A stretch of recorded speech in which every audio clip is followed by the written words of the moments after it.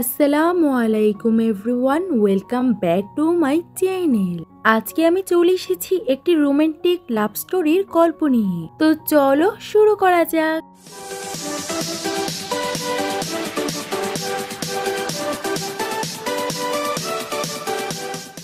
ড্রামার শুতে আমরা মিস্টার ফুকে দেখতে পাই। সে একটা লিফটের ভিতরে যায় আর ওইখানে অনেকগুলো গুন্ডা ছিল যারা তার উপরে আক্রমণ করে, আর মিস্টার ফু তাদের সবার সঙ্গে ফাইট করে। ওইখানে তার অ্যাসিস্ট্যান্টও ছিল আর তারা গাড়ি দিয়ে যেতে লাগে। পরের দিনে তার গাড়িটা অ্যাক্সিডেন্ট করে আমাদের এই ড্রামার ফিমেল লিডের সঙ্গে। তার নাম ছিল লিলি, আর লিলি আর মিস্টার ফু এর ফাইট হতে লাগে, আর তারা দুজন অনেক ভালোভাবে একে অপরের সঙ্গে ফাইট করছিল। তখন লিলি তার ব্যাগ থেকে বন্দুক বের করে মিস্টার ফুকে গুলি মেরে দেয়। তখনই তার অ্যাসিস্ট্যান্ট ওইখানে আসে। লিলি বলে, এখন তোমার পালা, তোমাকে শুয়ে যেতে হবে। মিস্টার ফু কিছু বুঝতেই পারছিল না। লিলি বলে, তুমি যদি অজ্ঞান না হও তাহলে আমি আমার পরের ডায়লগ গুলোকে কিভাবে বলবো। তখনই আমরা পিছনে একটা সেট দেখতে পাই যেখানে ডিরেক্টর, ক্যামেরাম্যান সবাই ছিল। এখানে শুটিং চলছিল আর সে মিস্টার মুকে দেখে বোঝা যায় যে সে ওই অ্যাক্টরটা না, এটা অন্য কেউ। তখন ডিরেক্টর এসে মিস্টার মুয়ের থেকে ক্ষমা চায়। তখন লিলিও বলতে লাগে যে তোমাকে আমার থেকেও ক্ষমা চাইতে হবে। মু বলে, আমি কেন তোমার থেকে ক্ষমা চাইবো। তখন লিলি হঠাৎ করে রেগে যায় আর মিস্টার মু কিছুই দেখছিল না, আর তার চোখের সামনে সবকিছু ব্ল্যাক হয়ে যায়। অ্যাসিস্ট্যান্ট তাকে তাড়াতাড়ি করে গাড়িতে বসায়। লিলি বলে, আমিও তোমাকে হসপিটালে দিয়ে আসছি। তখন মু তাকে দেখে বলে, আমি তো শুধু মজা করছিলাম। ড্রাইভার গাড়ি চালিয়ে যেতে লাগে। তখন লিলি পিছন থেকে গাড়িটাকে ধরে ফেলে, আর মিস্টার ফু লিলিকে দেখে তার ছোটবেলার ফ্রেন্ডের কথা মনে পড়ে যায়। তখনই আমরা বাসটির সিন দেখতে পাই। মিস্টার মুক গাড়িতেই বসেছিল আর তার ফ্রেন্ড পিছন থেকে ওই গাড়িটাকে ধরে রেখেছিল আর গাড়িটা নড়ছিল না। তখন তার অ্যাসিস্ট্যান্ট গাড়িটাকে চালায় আর লিলিও ওই গাড়িটাকে ছেড়ে দেয়। মু বলে, এখনই গাড়ি থামাও, কারণ আমি ওই মেয়েটার সঙ্গে কথা বলতে চাই। কিন্তু অ্যাসিস্ট্যান্ট গাড়ি না থামিয়ে ওইখান থেকে চলে যায়। তখন তার কাছে ডিরেক্টর আসে। লিলি তার থেকে টাকা চায়। ডিরেক্টর বলে, আমি তোমাকে টাকা কেন দিব, আজকের ডেটটা তো শেষ হয়ে গেছে, তাই তুমি পরে কোনোদিন কাজটা করে টাকা নিয়ে যেও। আর তুমি যদি টাকা নিতেই চাও তাহলে এই কার্ডটা নাও। মিস্টার ফু এর কারণে আজকে ঝামেলা হয়েছে, তাই তুমি তার কাছ থেকে টাকা নাও। পরের দিনে ফু যখন অফিসে ছিল তখন তার অ্যাসিস্ট্যান্ট তার জন্য রিপোর্ট নিয়ে এসে পড়ে, যেখানে সে তার ছোটবেলার ফ্রেন্ডটাকে খুঁজছিল। তখনই আমরা জানতে পারি যে ওই মেয়েটা অরফেনেজে থাকতো আর তার কোনো ছোটবেলার ছবি ওইখানে ছিল না। তখন মিস্টার মো তার অ্যাসিস্ট্যান্টের কান ধরে বলে, তুমি ওই মেয়েটার ব্যাপারে ছোট থেকে ছোট খবর নিয়ে আমাকে জানাও। তখন ফু ওই বাচ্চাটার ছবি দেখে আর লিলির ছবি দেখে আর বলে, ছোটবেলার ওই মেয়েটার মুখের মধ্যে তো একটা তিল ছিল, কিন্তু তার মুখের মধ্যে তো কিছু নেই, আর সে তার ছবিটাকে দেখতে থাকে। তখনই ওইখানে লিলি এসে পড়ে আর সে তাকে দেখে অনেক বেশি ভয় পেয়ে যায়। লিলি তাকে বলে, দেখো তোমার কারণে আমি আমার স্যালারি পাইনি, কারণ তুমি শুটিং এর জায়গায় ওই সময় এসে পড়েছিলে। এখন তোমাকে আমার সবগুলো টাকা দিতে হবে। মিস্টার ফু বলে, আমি তোমাকে টাকা দিতে পারবো না, কিন্তু তোমাকে আমার একটা সাহায্য করতে হবে, আর এটার জন্য আমি তোমাকে স্যালারি দিব। আর আমার শরীর অনেক বেশি অসুস্থ থাকে আর আমার অনেকগুলো শত্রু আছে, তাই আমি চাই যে তুমি আমার বডিগার্ড হও। লিলি তাকে বডিগার্ড হওয়ার থেকে বারণ করে দেয়। মিস্টার ফু বলে, কোনো সমস্যা নেই, আমি ভেবেছিলাম তুমি যদি আমার বডিগার্ড হও তাহলে আমি তোমাকে মাসে 2 লাখ টাকা দিব।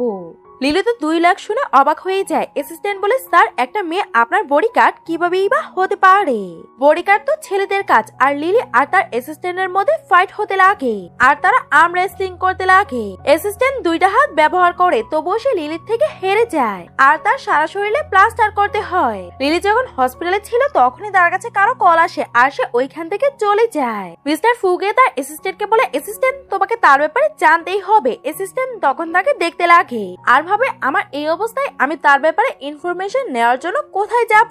অন্যদিকে আমরা লিলিকে দেখতে পাই যেখানে একটা আন্টি তার উপরে অনেক বেশি রেগে যায়।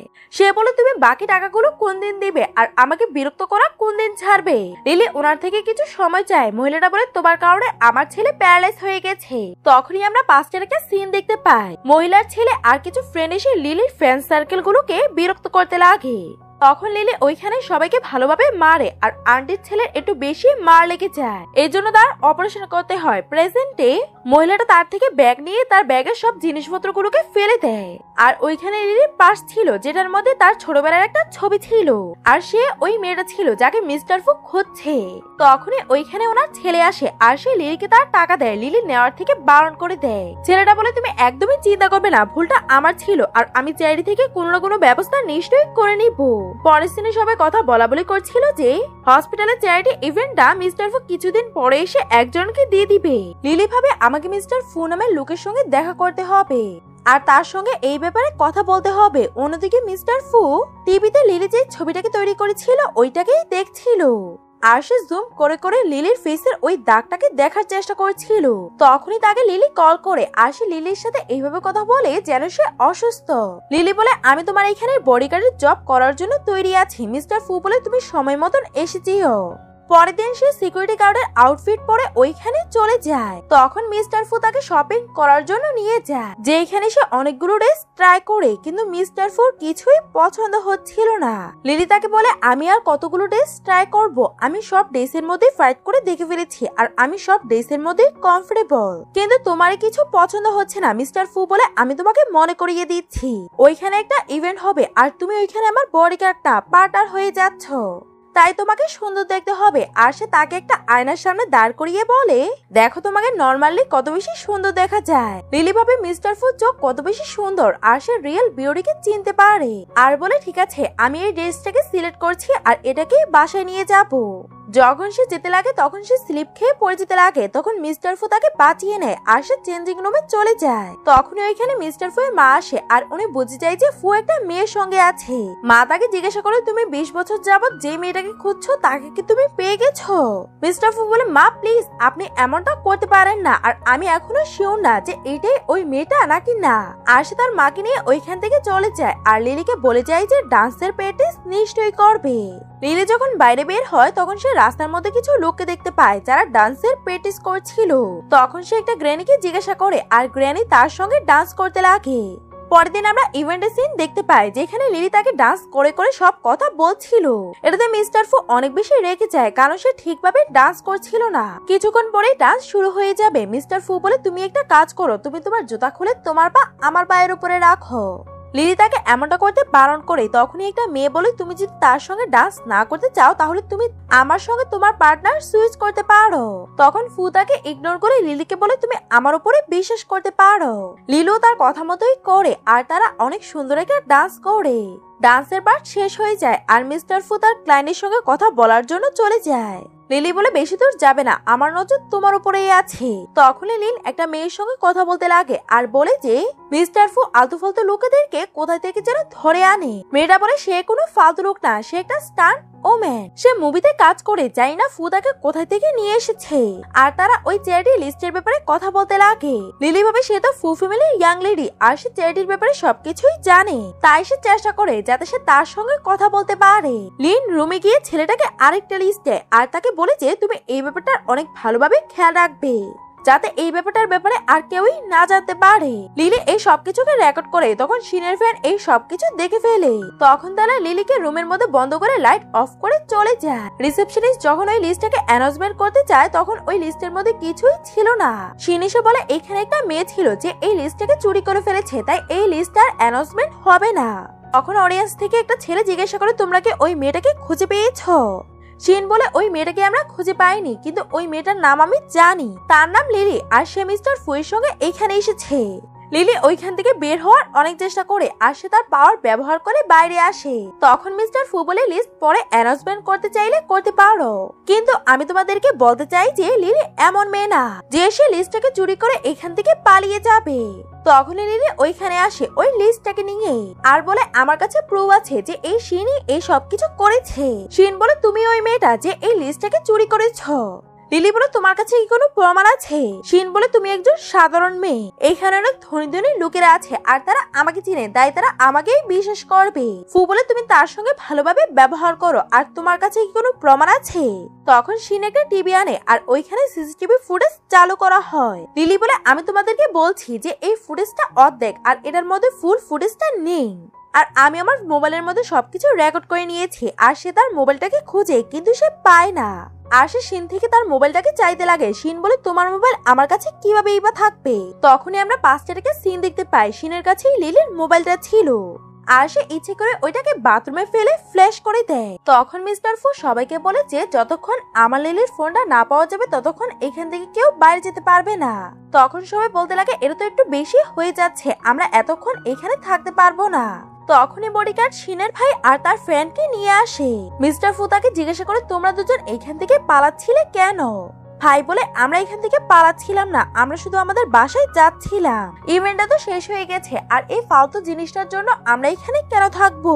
তখন একটা বডিগার্ড এসে তাকে মোবাইল দেয় আর বলে ম্যাডাম এটা তো আপনারই মোবাইল। তখনই তাকে তাড়াতাড়ি করে রেকর্ডিংটা অন করতে বলে। তখন শিনের ফ্রেন্ড তাকে ধাক্কা মেরে মোবাইলটাকে ফেলে দেয়। লিলি বলে সমস্যা নেই, এই মোবাইলটা আমার না। ফ্রেন্ড বলে হ্যাঁ এটা তোমারই মোবাইল। লিলি বলে আমাদের তো কোনোদিন দেখাই হয়নি, তাহলে তুমি কিভাবে জানো যে এটা আমার মোবাইল?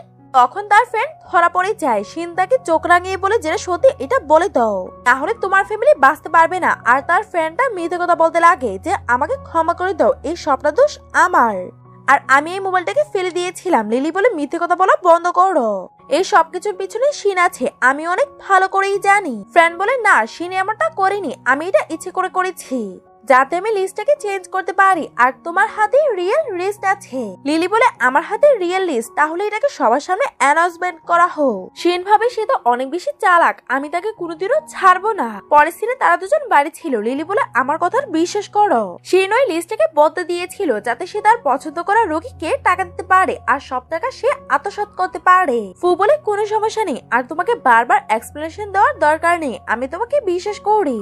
তখন এখানে গুন্ডা এসে পড়ে আর লিলি আর ফু লুকিয়ে পড়ে। তখন লিলি তার হাতের মধ্যে একটা সার্কেল বানিয়ে বলে তুমি এই সার্কেলের ভিতরেই থাকবে। এটা শুনে ফুয়ের তার ছোটবেলার ফ্রেন্ডের কথা মনে পড়তে লাগে। সেও তার হাতের মধ্যে সার্কেল বানিয়ে এইটাই বলেছিল। লিলি ওইখানে সব গুন্ডার সঙ্গে ফাইট করে আর পিছু থেকে মিস্টার ফুয়ের উপরেও কেউ আক্রমণ করে।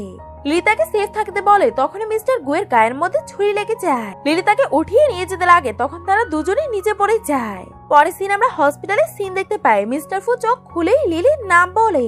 তখন অ্যাসিস্ট্যান্ট বুঝে যায় যে তার বস তো মেন্টাল হয়ে গেছে। তখন ওইখানে লিলি আসে আর ফু তার অ্যাসিস্ট্যান্টকে লুকাতে বলে। তখন অ্যাসিস্ট্যান্ট বেডের নিচে লুকিয়ে পড়ে। লিলি তার থেকে ক্ষমা চায়। মিস্টার ফু ধীরে ধীরে রাতের কথাগুলো মনে পড়তে লাগে। লিলি বলে আমার মনে হয় না তুমি আমার সঙ্গে থেকেও কোনো সুবিধা পাচ্ছ। তখন মিস্টার ফু কান্না করতে লাগে আর বলে তুমি চলে গেলে আমার কি হবে। আর সে নাটক করতে লাগে যে তার মাথার মধ্যে প্রচন্ড ব্যথা হচ্ছে। লিলি বলে থামো, তোমার হয়তো গরম লাগছে। আর সে তার শার্টের গুতামগুলোকে খুলতে লাগে। তখন ফু তাকে থামায় আর লিলি জোরে টান দেওয়াতে তার প্যান্টটা ছিঁড়ে যায়। মিস্টার ফু এটাতে অনেক বেশি লজ্জা পায়। লিলি বলে ঠিক আছে, আমার ভুলের জন্য আমাকে ক্ষমা করে দিয়েন, আর আমি আপনার সঙ্গেই কাজ করব। সে ওইখান থেকে চলে যায় আর তার অ্যাসিস্ট্যান্ট উপরে আসে।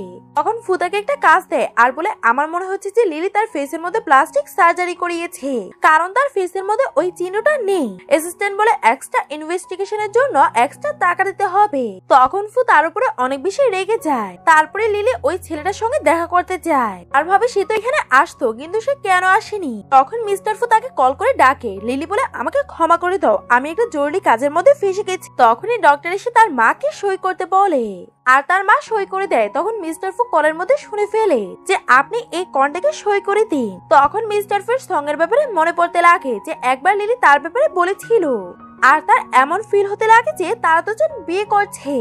তখন মিস্টার ফু বাইরে আসে আর সঙ্গে সার্জারিটাও সাকসেসফুলি হয়ে যায়। আর সে তার মায়ের হাত ধরার জায়গায় লিলির হাত ধরে। আর মিস্টার ফু এই সবকিছু দেখে ফেলে আর ভাবে যে আমি লিলির লাইফের মধ্যে দেরিতে এসেছি। পরে মিস্টার ফু বিছানায় শুয়েছিল, তখনই লিলি তার জন্য খাবার নিয়ে আসে।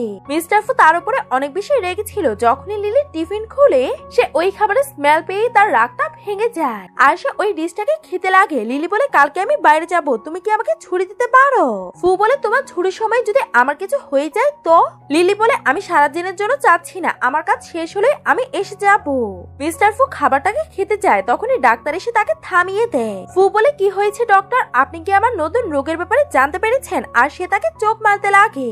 লিলি বলে এসব কিছু আমার জন্য হচ্ছে, তুমি বারবার অসুস্থ হচ্ছ, আমি শুধু তোমাকে ফেলে দেওয়ার কারণে। ডক্টর বলে চিন্তা করার কোনোই কারণ নেই, মিস্টার ফু শুধু 12 ঘন্টার জন্য খাবার খেতে পারবে না, যাতে আমরা ওনার রিপোর্টটাকে বের করতে পারি। তখন লিলি তার হাত থেকে খাবারটাকে নিয়ে নেয়। আর ওইখান থেকে চলে যায় আর ডক্টর তাকে ইঞ্জেকশন লাগাতে রাখে। তখন মিস্টার ফু তার অ্যাসিস্ট্যান্টের হাত ধরে রাখে। ইঞ্জেকশন এখনো দেওয়া হয়নি তো বসে চিৎকার করছিল, তখনই লিলি ওইখানে আসে আর অ্যাসিস্ট্যান্ট আবারও লুকিয়ে যায় আর সে লিলিকে ধরে একদমই চিৎকার করে না। ইঞ্জেকশন দেওয়ার পরেই সে অজ্ঞান হয়ে যায়। পরে তার রাতে ঘুম ভাঙে। লিলি বলে আমাকে ক্ষমা করে দাও, আমি ডিসাইড করে নিয়েছি যে আমি তোমার সঙ্গেই থাকবো। আর সে তার কাজ করার জন্য চলে যায়। তখন এইখানে অ্যাসিস্ট্যান্ট আসে। ফু বলে আমি ঘুমানোর পরে কি কি হয়েছিল আমাকে বলো। তখনই আমরা 5টা সিন দেখতে পাই। লিলিকে তার ডিরেক্টর কল করে শুট করার জন্য আসতে বলে। লিলি বলে আজকে আমি একটু বিজি তাই আমি আসতে পারবো না। ডিরেক্টর বলে আজকে তুমি যদি না আসো তাহলে কোনোদিনও আসতে পারবে না, আর তাকে জব থেকে ফায়ার করে দেওয়া হয়। মিস্টার ফু বলে তুমি গিয়ে লিলিকে ওই মুভিটার মধ্যে ঢোকানোর জন্য ব্যবস্থা করো, আর এমন কমফোর্ট একটা জায়গা দিবে যে লিলির যাতে কোনো সমস্যা না হয়। তারপরে তারা দুজন ডিনার ডেটের জন্য চলে যায়। লিলি যাচ্ছিল তখন মিস্টার ফু তাকে ডিনার করার জন্য নিয়ে আসে। তারা দুজন খেতে লাগে আর পিছন থেকে অনেকগুলো বাজিও ফুটছিল। তখন লিলি একটু বেশি ড্রিঙ্ক করে ফেলে আর তার দুইটা গালই লাল হয়ে যায়। ফু তার থেকে ড্রিঙ্ক নেওয়ার চেষ্টা করে কিন্তু লিলি তাকে দেয় না আর জিজ্ঞাসা করে তোমার কি মনে আছে 20 বছর আগে কি হয়েছিল। তখন লিলি তাকে সব ব্যাপারে খুলে বলতে লাগে। ফু বলে আমি কিছুই বুঝতে পারছি না, তুমি 5 বছর থেকে 35 বছরে কিভাবে হয়ে গেলে 20 বছরে। লিলি বলে আমি তো আমার মুভির কথা বলছি। তখন ফু রেগে যায় আর লিলি অজ্ঞান হয়ে যায়। ফু যখন তাকে নিয়ে যেতে লাগে তখন তাদের অ্যাক্সিডেন্টলি কিস হয়ে যায়। ফু বলে তুমি কিছুদিন ওয়েট করো, আমি তোমাকে আমার গার্লফ্রেন্ড বানিয়েই ছাড়বো। পরের দিনে নার্স এসে বলে মিস লিলি আজকে আপনার দেখাশোনা করার জন্য আসতে পারিনি, তাই উনি আমাকে পাঠিয়ে দিয়েছেন। তখন মিস্টার ফু ইনভেস্টিগেশন করার জন্য এসে পড়ে যে লিলি কি করছে। আর লিলি ছিল জঙ্গের সঙ্গে আর তাকে এইখানে সেখানে ঘোরাচ্ছিল। ফু বলে আমি বুঝেছিলাম যে সে তার সঙ্গেই থাকবে। তখন ওই ছেলেটা তাকে চাদর দেয় কারণ লিলির অনেক বেশি ঠান্ডা লাগছিল। আর সবাই কথা বলা বলি করতে লাগে যে লিলি কত বেশি কিউট। মিস্টার ফু নার্সটাকে বলে তোমার ছেলেরই 5000, আমি তোমাকে 10,000 দিব। তুমি গিয়ে লিলিকে বলো যে তুমি এই কাজটা করতে পারবে না। তখনই জঙ্গের মা এসে লিলির উপরে চিৎকার করতে লাগে আর জঙ্গ একটা কাঁচের গ্লাস ভেঙে ফেলে আর বলে আপনি যদি লিলিকে আবার কিছু বলেন তাহলে আমি আমার পা এগুলো দিয়ে কেটে ফেলবো, তারপরে আমি হয়তো আর হাঁটতে পারবো না। তখন তার মা ওইখানে বসে কান্না করছিল আর নাটক করছিল আর সবাইকে জড়ো করতে লাগে। এতে লিলি অনেক বেশি এম্বারেস হয়ে যায় আর ওইখান থেকে চলে যায়। সে যখন মিস্টার ফুয়ের রুমে ছিল তখন তার কাছে জং কল করে আর বলে আমি জং এর মা বলছি, জং তার মোবাইলটা রেখে কোথায় যেন চলে গেছে, আমি তাকে খুঁজে পাচ্ছি না। তখন লিলি ওইখান থেকে যেতে লাগে আর ফু তাকে থামায়। লিলি বলে এটা আমার পার্সোনাল লাইফ আর আমি একটু ফ্রিডম নিতে চাই। আর সে ওইখান থেকে চলে যায়। সে মিস্টার ফুয়ের সঙ্গে কথা বলে, সে সফটওয়্যার বানাতে পারে আর সে লিলির জন্য অনেক বেশি খুশি ছিল।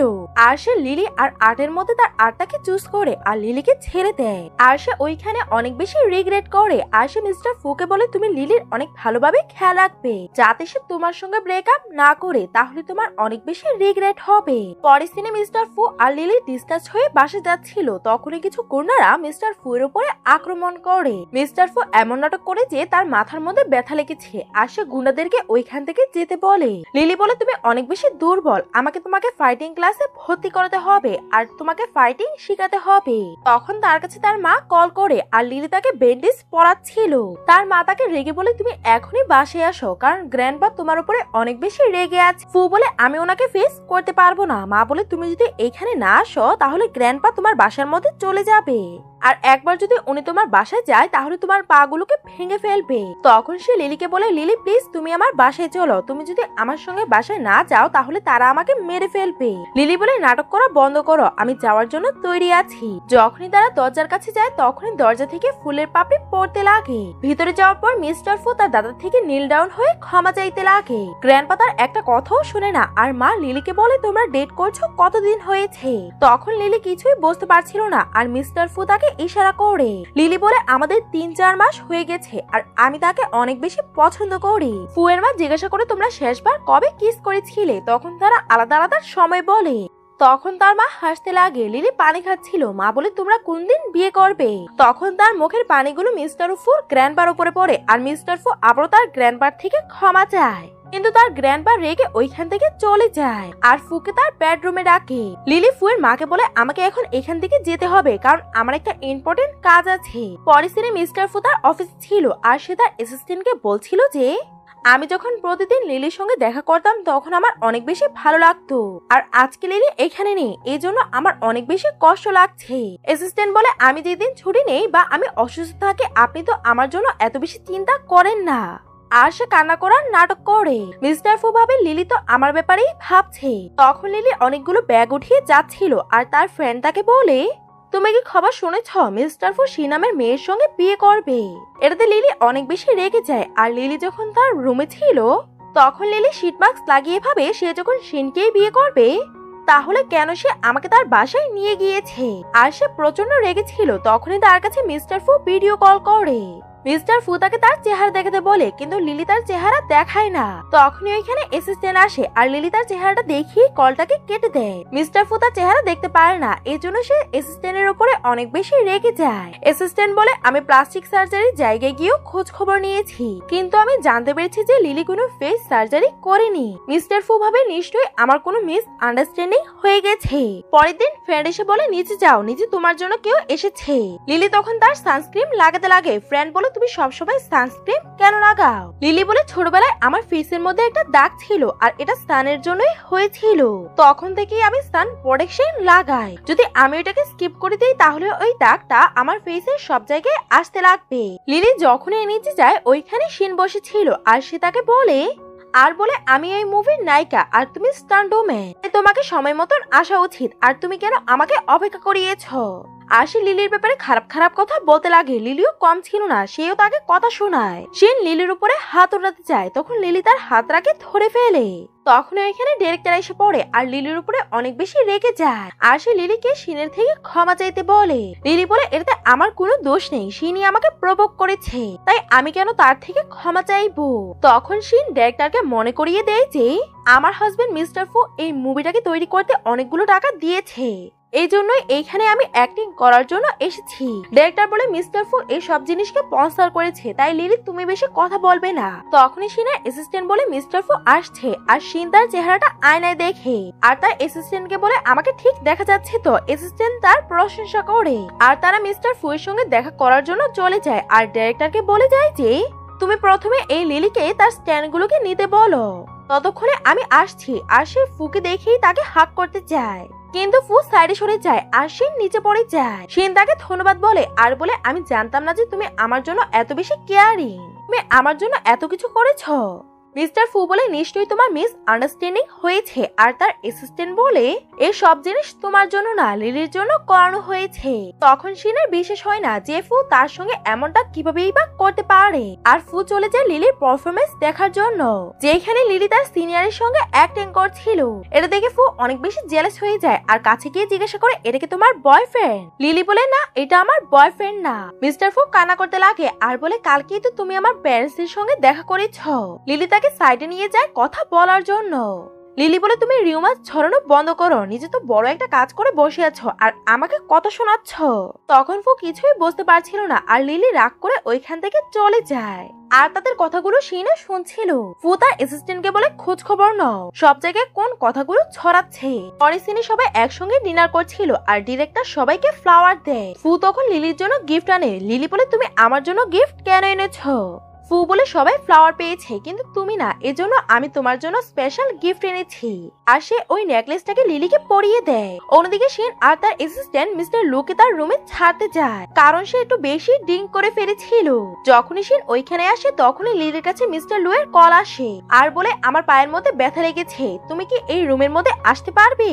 প্লিজ এই ব্যাপারে তুমি কাউকেই বলবে না। আর সে ওইখান থেকে যেতে লাগে। তখন শিন আর তার অ্যাসিস্ট্যান্ট একে অপরকে দেখে হাসে। সে যখন রুমে যায় তখন সে দেখতে পায় যে লু বাথটাবে পড়ে আছে। পরের দিনে সবাই লুকে খুঁজতে লাগে। শিন বলে, আমি লুকে এই রুমের মধ্যে ছেড়ে গিয়েছিলাম, আমরা গিয়ে চেক করতে পারি। তখনই তারা বাথরুমের দরজা খুলে তখন ওইখানে লিলি আর মিস্টার ফু ছিল। তারা ড্রিঙ্ক করছিল আর সবাই তাদেরকে এইভাবে দেখে অনেক বেশি অবাক হয়ে যায়। চিন বলে, আমি এখানে মিস্টার লুকে ছেড়ে গিয়েছিলাম আর তোমরা তাকে কোথায় লুকিয়ে রেখেছো? লিলি বলে হতে পারে তুমি তাকে কোনো ভুল রুমে ছেড়ে এসেছো, তাড়াতাড়ি গিয়ে চেক করো, ওনার কিছু একটা হয়ে যেতে পারে। তবুও তার সবাই ওইখান থেকে যায় না। তখন মিস্টার ফু লিলিকে কিস করে আর বলে আমরা আমাদের প্রাইভেট সময় চাই, তাই তোমরা এখন এইখান থেকে যাও। যখনই তারা ওইখান থেকে যেতে লাগে তখনই আমরা পুরনো একটা সিন দেখতে পাই, যেখানে শিন মিস্টার লুকে অ্যাপ্রোচ করছিল। তখন ফুয়ের অ্যাসিস্ট্যান্ট কল করে তাকে সবকিছু বলে দেয় আর ফু লিলি সাহায্য করার জন্য চলে যায়। পরের সিনে তারা সবাই গাড়ির জন্য অপেক্ষা করছিল। তখন লিলি আর মিস্টার ফুয়ের হাতে আসছিল আর মিস্টার ফু একা চলে যায়। তখন মিস্টার ফুকে অনেকগুলো গুন্ডা ঘিরে ধরে। সে লিলিকে ডাকে, তখন সে দেখতে পায় যে লিলি তো ওইখানে নেই আর মিস্টার ফু একাই সব গুন্ডাদের সঙ্গে ফাইট করে আর লিলি তাকে ফাইট করতে দেখে ফেলে। তাতে লিলি অনেক বেশি রেগে যায় আর সে ওইখান থেকে চলে যায়। আর এইখানেই আজকের পার্ট শেষ হয়, এইখানেই কাটতে হবে। অন্যদিকে ফু সব এমপ্লয়ীদেরকে বলছিল যে এই 3 মাস অনেক বেশি ইম্পর্টেন্ট, কারণ এই সময় তোমাদের ভাবি এইখানে আসছে, সে আমার ফিয়ন্সে, তাই তোমাদেরকে তাকে ইমপ্রেস করতে হবে।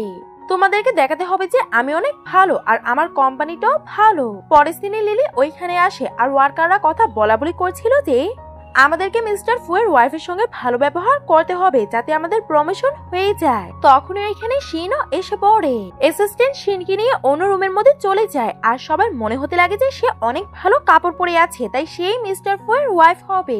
আর তারা লিলির সঙ্গে ভালো ব্যবহার করে না আর স্টাফ লিডের উপরে চিৎকার করে। তখনই মিস্টার ফু ওইখানে আসে আর বলতে লাগে তুমি কোনো এমপ্লয়ের সঙ্গে এইভাবে কথা কিভাবে এইবার বলতে পারো। লিলি তার চেহারাটা লুকিয়ে রেখেছিল আর সে তার চেহারা দেখিয়ে দেয়। পরের সিনে মিস্টার শিন হুমকি দিয়েছিল তুমি যদি আমাকে এই কোম্পানিতে চাকরি না দাও তাহলে আমি তোমার বাবাকে উল্টাপাল্টা স্টোরি শুনিয়ে দিব। পরের সিনে লিলি বসেছিল আর অ্যাসিস্ট্যান্ট শিনকে কোম্পানির সামনে ইন্ট্রোডিউস করায়। শিন বুঝে যায় যে সবাই তাকে প্রেসিডেন্টের ওয়াইফ ভাবছে আর সে একটা মেয়েকে বলে তুমি কাউকে আমার সত্যিটা বলবে না, কারণ আমি চাই না যে সবাই আমাকে স্পেশাল ট্রিট করুক। আর শিন ভাবে যে আমি অনেক সঠিক সময়ে এইখানে এসেছি। অন্যদিকে লিলি দেখতে পায় যে মিস্টার ফু অনেকগুলো গুন্ডার সঙ্গে ঝগড়া করছে। লিলি ভাবে সে তো একাই সবাইকে শেষ করে দিবে, জানি না কেন জানিস তার আমার দরকার পড়ে। ফু অ্যাসিস্ট্যান্টকে বলে লিলির জন্য একটা সুন্দর ড্রেস পাঠাও যাতে আমরা রাতের ইভেন্টে যেতে পারি, কিন্তু ওই ডেস্কটা তো শিনের ডেস্কের মধ্যে ছিল। শিন অনেক ভালো করেই জানতো যে এটা লিলির জন্য, কিন্তু সে এমন নাটক করতে থাকে যে মিস্টার ফু তার জন্য এটাকে আনিয়েছে। শিন বলে লিলি অনেক বেশি রেগে যায় আর সে সবাইকে কথা বন্ধ করতে বলে। শিন বলে হয়তো সে আমার ড্রেসটাকে ট্রাই করতে চায়, কারণ সে জীবনে এমন ড্রেস দেখেনি। তখন লিলি অনেক বেশি রেগে যায় আর সে তার ফ্রেন্ডের হাতটাকেই বেঁধে দেয় আর সবাই ওইখান থেকে চলে যায়। পরের দিনে শিন ওই ড্রেসটা পরে ফু এর কাছে যায়। ফু তো এটা দেখে অনেক বেশি অবাক হয়ে যায় যে লিলির ড্রেসটাকে সে কিভাবেই বা পরে আসলো আর লিলি অন্য একটা ড্রেস পরে আসে। কিন্তু তাদের অনেক বেশি দেরি হয়ে যাচ্ছিল, তাই তারা ওই ইভেন্টের মধ্যে চলে যায়। এখানে মিস্টার ফু হাওয়ের সঙ্গে কথা বলতে যায় আর ওইখানে শিনের ওই ফ্রেন্ডটাও ছিল যে সবটা দোষ নিজের উপরে নিয়ে নিয়েছিল। আর সে তাকে বলে আজকে দেখো লিলি আমি তোমাকে কিভাবে উচিত শিক্ষা দিই। আর সে নিজের হাত দিয়ে নিজেকে থাপ্পড় মারে, নিচে পড়ে যায় আর সে তার বুড়ো হাজবেন্ডকে ডেকে বলে সে আমাকে ইচ্ছে করে মেরে নিচে ফেলে দিয়েছে। লিলি বলে আমি এমনটা করিনি। ফু বলে আমি তোমাকে বিশ্বাস করি। হাজবেন্ড বলে তুমি এখনই থাপ্পড় খেয়ে নাও, না হলে আমি তোমাদের গ্রুপের সঙ্গে কোনো কন্ট্যাক্টই করবো না। লিলি বলে সমস্যা নেই, একটা থাপ্পড়েরই ব্যাপার, আমি সহ্য করে নিব। লোকটা যখন থাপ্পড় মারতে যায় তার হাতের মধ্যে কাচের টুকরা ছিল আর মিস্টার ফু তাদের মাঝখানে এসে পড়ে আর কাচের টুকরাটা তার গায়ে লাগে। তারপরে ওই আঙ্কেলটা ফুয়ের থেকে ক্ষমা চাইতে লাগে। ফু বলে আমি যদি মাঝখানে না আসতাম এই কাচের টুকরাটা লিলির চোখে চলে যেত। জানি না যে আপনার ওয়াইফ কি করতে চায়। তখন তার হাজবেন্ডই তাকে থাপ্পড় মারে আর তাকে ওইখান থেকে নিয়ে যায়। লিলি বলে কেন এখন কেন যেতে চান, আর এসব কিছু তো শিন করতে বলেছে। আর ওইখানে তার ফ্যানটা আগের বারের মতোই করে আর ওই সবটা দোষ তার উপরে না শিনের উপরে দিয়ে দেয় যে শিন আমাকে মেরেছে আর এমন এমন করতে বলেছে। আর শিন আর তার ফ্রেন্ডের মাঝখানে ঝগড়া হয়ে যায়। পরের দিনে বাসাতে লিলি মিস্টার ফুয়ের গায়ের মধ্যে মেডিসিন লাগাচ্ছিল আর সে তার থেকে ক্ষমা চায় আর তাকে ধন্যবাদ বলে। পরের দিন তারা যখন অফিসে ছিল শিন সবার সামনে নাটক করতে লাগে। সবটা দোষ লিলির উপরে যায় যে সে আমার সব ডকুমেন্ট গুলোকে চুরি করে নিয়েছে, কিন্তু অ্যাসিস্ট্যান্ট সবাইকে সিসিটিভি ফুটেজ দেখাতে লাগে। ফু বলে শিন আমরা অফিসে গিয়ে এই সমস্যাটাকে সমাধান করি, কিন্তু শিন তো সবার সামনেই করতে চাইছিল। আর সে ফুকে বলে আমি জানি যে তুমি আমাকে অনেক বেশি পছন্দ করো। ফু বলে না, আর আমি তোমার জন্য একটা সারপ্রাইজ রেখেছি। ওইখানে সব রিপোর্টাররা এসে বলে ম্যাডাম আমরা শুনেছি যে আপনি চ্যারিটি ইভেন্টের সঙ্গে কিছু একটা করেছেন আর আপনি লিস্টটাকে বদলে দিয়েছিলেন। আর সবাই তাকে নিয়ে বাইরে চলে যায়। তখন সব কলিগরা বলতে লাগে ওটা তো আপনার ওয়াইফ, আর আপনি আপনার ওয়াইফের সঙ্গে এমনটা করেছেন। তখন সে অনেক বেশি অবাক হয়ে যায় আর বলে আমার ওয়াইফ আর কেউই না, লিলি। তখন সবাই লিলিকে দেখে অনেক বেশি অবাক হয়ে যায়। পরের সিনে তারা দুজন বাসে যাচ্ছিল আর লিলি তার উপরে অনেক বেশি রেগে যায় আর বলে কোন অধিকারে তুমি আমাকে তোমার ওয়াইফ বলেছ। ফু টপিকটাকে চেঞ্জ করে দেয় আর বলে এটা তো অনেক ভালো ব্যাপার, তুমি এখন ভালোভাবে অফিসের এক্সপেরিয়েন্স করতে পারবে। ফু বলে একটা খুশির খবর আছে, তোমার প্রমোশন হয়ে গেছে। এটা শুনে লিলি অনেক খুশি হয়ে যায় আর তার কোলে ওঠে আর ফুও খুশি হয়ে তাকে ঘুরাতে লাগে। পরের দিনে লিলি লুয়ের সঙ্গে ছিল। তখন ফুয়ের মিসআন্ডারস্ট্যান্ডিং হয়ে যায় যে লিলি লুকে পছন্দ করে। তখন ফু রেগে ওইখান থেকে চলে যায় আর সে একটু বেশি ড্রিঙ্ক করে নেয়। আর সে রাস্তার মধ্যে হাঁটছিল, তখনই তার কাছে তার অ্যাসিস্ট্যান্ট কল করে আর বলে আমরা গালে মার্ক করা মেয়েটাকে খুঁজে পেয়েছি। লু তখন তার থেকে অ্যাড্রেস চায় আর সে ওইখানে চলে যায় যেখানে আমরা মিউকে দেখতে পাই। আর মিউর বয়ফ্রেন্ড তার সঙ্গে ঝগড়া করছিল আর মিউ মাস্ক পরেছিল। ভুলবশত তার মাস্কটা খুলে যায় আর তার গালের মধ্যে ওই চিহ্নটা ছিল। আর লু ভেবে নেই যে এটাই তার ছোটবেলার ওই ফ্রেন্ডটা। আর ফু গুন্ডাগুলোকে মেরে মিউকে বাঁচিয়ে নেয়। ফু তাকে জিজ্ঞাসা করে ছোটবেলায় তুমি তো অনেক স্ট্রং ছিলে, এখন তোমার কি হয়ে গেছে? মিউ তাকে মিথ্যে কথা বলে যে আমি একটা মেয়েকে কিস করার কারণে আমার পাওয়ার গুলো চলে গেছে। তখন ফুয়েরও মনে পড়ে যে ক্লাবে তো লিলি ফুকে কিস করেছিল, এজন্য হয়তো তার পাওয়ার গুলো চলে গেছে। তাই সে তাড়াতাড়ি করে লিলির কাছে যায় আর তার থেকে ক্ষমা চায়। লিলি বলে কোনো সমস্যা নেই, আমি নিজেকে বোঝাতে পারিনি। পরের দিন লিলি ফাইট শিকার জন্য চলে যায় আর সে তার শক্তিগুলোকে ফিরিয়ে আনার চেষ্টা করে। তখনই ওইখানে ফু আসে আর সে লুকেও ওইখানে দেখে। আর লু তার মানি ব্যাগে ওই ছবিটাকে দেখে আর সে মিউকে দিয়ে দেয়। আর লুই এই নাটকগুলো করেছিল যাতে সে ফুকে লিউর লাইফ থেকে দূরে রাখতে পারে। অন্যদিকে ফু যখন মিউর থেকে প্রমাণ চায় তখন সে তার ছোটবেলার ওই ছবিটাকে তাকে দিয়ে দেয়। তখন ফু বিশ্বাস করে নেয় যে সে তার ছোটবেলার ওই ফ্রেন্ডটাই। পরের সিনে তারা সবাই প্রোটেক্ট করার জন্য যায় যেখানে সে লিউকে তার ফ্রেন্ডের ব্যাপারে বলে দূরে গিয়ে বসে পড়ে। আর সে ফুয়ের সামনে এমন নাটক করেছে যেন তার মাথা ঘুরছে। ফু তাকে নিয়ে ওইখান থেকে যেতে লাগে, তখনই লিলি তাদের দুজনকে ওইখানে দেখে ফেলে আর সে বুঝে যায় যে তারা একে অপরকে চিনে। এটাতে লিলি তার উপরে অনেক বেশি রেগে যায় আর বলে তুমি কি তাকে নিয়ে অনেক বেশি চিন্তিত? তখন ফু তাকে নিয়ে হসপিটালে চলে যায় আর লিলিকে ইগনোর করে দেয়। ওই দিন রাতেই লিলি ফুয়ের বাসা থেকে চলে যায়। পরের দিন লিলি তার স্টান্ট পারফরমেন্স করার জন্য আসে, তখনই তার অফিসের কলিগ তাকে কল দিয়ে বলে এখানে একটা নিয়ম এসেছে, তার নাম মিউ, আর সবাই কথা বলা বলি করছে যে সেই প্রেসিডেন্টের নতুন ওয়াইফ। আর তোমাদের দুজনের কি ঝগড়া হয়ে গেছে? লিলি তাকে কিছু বলে না আর কলটাকে কেটে দেয়। যখনই সে স্টান করতে যায় তখনই সে নিচে পড়ে যায় আর সে ব্যথা পায়। তখন ফুকে কল করে বলা হয় যে লিলি ব্যথা পেয়েছে আর ফু ওইখান থেকে তাড়াতাড়ি করে যেতে লাগে। মিউ আসে আর বলতে লাগে আজকে তো আমাদের ডিনারে যাওয়ার কথা ছিল। অন্যদিকে লিলির সঙ্গে দেখা করার জন্য ফু যায় না, লু যায় আর সেই তার দেখাশোনা করে। পরের দিনে লু আর ফু বাইরে ঝগড়া করছিল। তখন এখানে লিলি এসে পড়ে আর সে জেনে যায় যে লু মিস্টার ফু এর কাজিন ব্রাদার। তখন ফু লু আর লিলিকে দেখে অনেক বেশি রেগে যায় আর সে বাসায় গিয়ে ড্রিঙ্ক করতে লাগে। সে তার জ্ঞানে ছিল না আর মিউ এই জিনিসটা সুযোগ নিতে চায় আর ফু ওইখান থেকে চলে যায়। পরের দিনে লিলি তার সাথে ছিল, তখনই মিউ তার কাছে আসে আর বলে আমি এই বাচ্চাটাকে রাখতে চাই, কিন্তু ফু তোমাকে পছন্দ করে। লিলি জিজ্ঞাসা করে এসব কিছু কোন দিন হয়েছে? লিলি বলে ভ্যালেন্টাইন্স ডে দিন এই সবকিছু হয়ে গেছে। লিলি ভাবে ওই দিন আমি তার সঙ্গে যোগাযোগ করার চেষ্টা করেছিলাম কিন্তু ফু ওই দিন আমার কলটাকে ধরেনি। মিও বলে তুমি কি পার্সোনালি তাকে গিয়ে বলতে পারবে যাতে সে তোমার লাইফ থেকে সরে যায় আর আমি আমার লাইফটাকে খুশিতে কাটাতে পারি? পরের দিনে লিলি ফুয়ের সঙ্গে দেখা করে আর তাকে বলে এর পরে থেকে আমাদের আর কোনোদিনও দেখা হবে না। ফু তো তখন কিছু বুঝতেই পারছিল না আর লিলি রেগে ওইখান থেকে চলে যেতে লাগে। তখন সে তাকে একটা রুমে নিয়ে আসে আর বলে মিউ ছোটবেলায় আমার জীবন বাঁচিয়েছিল আর সে তাকে ওই ছবিটা দেখাতে চায় কিন্তু ওই ছবিটা তার কাছে ছিল না। লিলি বলে আমার তোমাদের থেকে কোনোই সমস্যা নেই আর এখন তো তোমার বাচ্চাও হবে। তখন ফু কনফিউজ হয়ে যায়। লিলি তাকে সবকিছু খুলে বলে। ফু বলে আমি তো তাকে আজ পর্যন্ত টাচ করিনি, তাহলে সে প্রেগনেন্ট কিভাবেই বা হতে পারে? তখন তারা দুজন বুঝে যায় যে মিউ কিছুতে একটা লুকাচ্ছে। পরের দিনে ফু তার অফিসে যায় আর সে মিউকে বলতে লাগে যে লিলি অনেক বেশি খারাপ আর এখনো তার মনে হয় যে আমি তার পিছনেই আছি, কিন্তু তুমি লিলির সামনে নীল ডাউন কেন করেছ? মিউ বলে লিলি আমাকে হুমকি দিয়েছিল তাই আমাকে আমার ভালোবাসা বাঁচানোর জন্য এমনটা করতে হয়েছে। পরের সিনে ওই কনভারসেশনটা ভাইরাল হয়ে যায়, যেখানে মিউ আর লিও কথা বলা বলি করছিল। পরের সিনে আমরা ফু আর লুকে দেখতে পাই, যারা এক কোম্পানিতেই কাজ করত। তখনই লিলি সব প্রমাণ নিয়ে ওইখানে এসে পড়ে আর বলতে লাগে, দেখেছো ফু, লু অনেক বেশি পাগল, সে কিছুই বুঝতে পারে না। তখনই তার কাছে মিউ কল করে আর বলে তারা দুজন সবকিছু জেনে গেছে। তখনই আমরা জানতে পারি যে লিও তাকে বলে দিয়েছিল যে ছোটবেলায় আমি তোমার জীবন বাঁচিয়েছিলাম। পরের দিনে লু, লিও আর ফ্লু এর ফ্যামিলি সবাই একসঙ্গে ডিনার করছিল। তখন গ্র্যান্ডপা লুয়ের উপরে অনেক বেশি রেগে যায় আর তাকে কথা শোনাতে লাগে যে আমি কোনোদিনও তোমার থেকে এটা এক্সপেক্ট করিনি যে তুমি এমন কাজ করে দিবে। আমি তো তোমাকে সহজ সরল ভেবেছিলাম, কিন্তু তুমি তো আমাদের ফ্যামিলিকে হার্ম করতে চেয়েছো। তখন লু ওইখানে সবার থেকে ক্ষমা চায় আর বলতে লাগে, কোম্পানিটা আমি আমার নামে করতে চেয়েছিলাম, তাই আমি অনেক বেশি লোভী হয়ে গেছিলাম, কিন্তু আপনারা আমাকে ক্ষমা করে দিন। এটা বলেই সে রেগে ওইখান থেকে চলে যায়। তখন গ্র্যান্ডপা লিলিকে ধন্যবাদ বলে আর আমরা একটা সিন দেখতে পাই, লিলি অনেক তাড়াতাড়ি তার কাজ শেষ করে যাচ্ছিল আর অন্যদিকে মিস্টার ফু তার জন্য অনেক সুন্দর একটা প্রপোজাল অর্গানাইজ করেছে। তখন সে তার অ্যাসিস্ট্যান্টকে জিজ্ঞাসা করে সবাই কখন আসবে। লিলি তো 5 মিনিটে এইখানে চলে আসবে। অ্যাসিস্ট্যান্ট বলে সবাই ট্রাফিকে আটকে আছে, তাই তাদের 2 ঘন্টা লাগবে। এটা শুনে মিস্টার ফু অনেক বেশি রেগে যায় আর তার হাত রাখে মচকে দেয়।